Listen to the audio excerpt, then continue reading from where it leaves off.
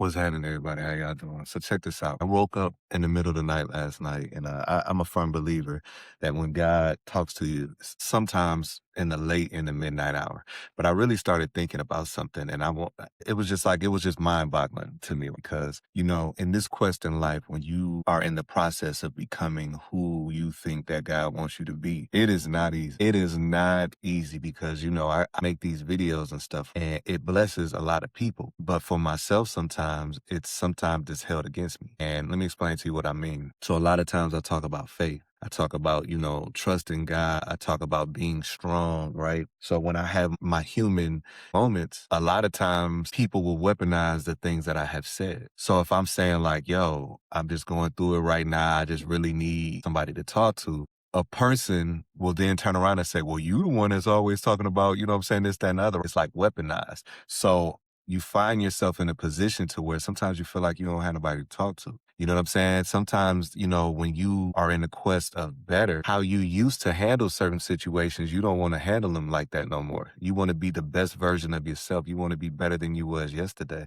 So sometimes you can find yourself in a situation that you can't handle it how you normally would. See, for me, I always talk about communication, and I always talk about being able to articulate how you feel. And I try to practice that because if my kids are going through something, I want them to be able to come to me, talk to me, and articulate it no matter what the situation is, and we can have a conversation. So that's how I live my life. But sometimes I find myself in a situation to where when I try to practice that, it is met with opposition, because trying to articulate how I feel sometimes is labeled as you think you know everything. And I say this all the time. Sometimes a person will deflect because of how they view themselves. Because I deal with people all the time that probably think that they know everything, but it does nothing to me because I don't think you know everything. So you can't infringe on my personal beliefs. But a lot of times when it's people that you love, people that you have done stuff for, and those are the people that are meeting you with opposition, it gets hard. And sometimes when you get hard, you resort back to the things that make you comfortable. See, back in the day, I've always said how I felt, but back in the day when I wasn't feeling like I was being heard or when I wasn't feeling like I was being valued,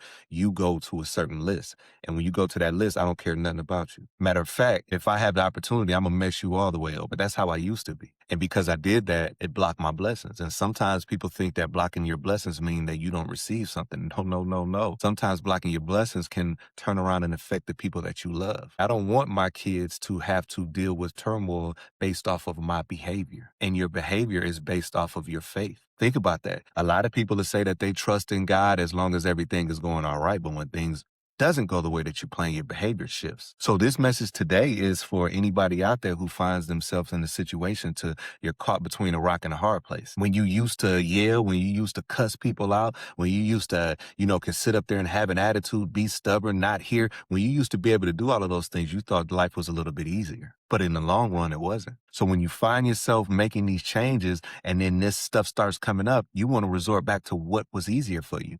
But don't do it. I look at it as a privilege that sometimes I go through certain things because I know that God got me. I know God got his hand on me. So if I'm going through it, I'm going to get through it. It's just I got to figure out what I got to learn in the process. A lot of people, you look at them and you feel like they go through life unscathed. Well, guess what?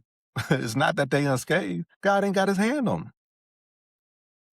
So God isn't putting them through the fire because he knows that they're going to burn all the way up. So you have to look at your level of stress, your level of pressure as sometimes is a rite of passage because God knows that you got it. God knows that your faith in him is hundredfold because of how you behave. You see, one of my biggest flaws is I want to be seen, not by the masses, but I want to be seen by the people that I love. I want people to be able to say, you know what? If I call him, I know he always got my back. That's how I want to be seen. And a lot of times, the people that you do things for, as soon as something happens or as soon as you say no, they turn around and talk junk about you.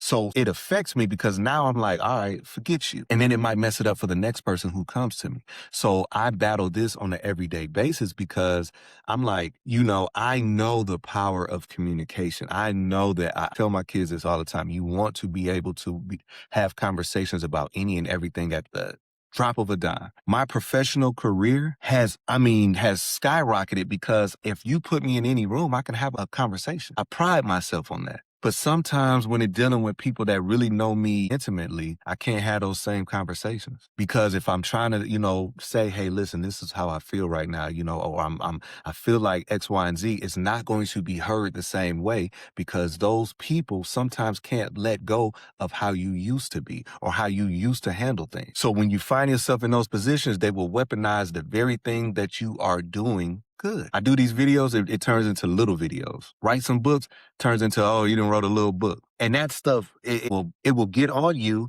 And next thing you know, you're jaded. So that's my message today is to keep going forward. If you are find yourself in a situation that you're unappreciated, if you find yourself in a situation that you feel like I'm not asking you for the world, you know what I'm saying? Like I'm not asking you, and it's just like, cool. Don't let that dictate how you do life because behavior is the first representation of your faith. If you find yourself in that situation, don't change your behavior because if you change your behavior, that means you don't have faith. You just got to understand that you're right at that point. You're right at that point for your breakthrough. This might be your final step, and you mess up when you say, I can't take this, and then you fall back. Start doing everything that God has brought you out of. Y'all have a blessed Sunday.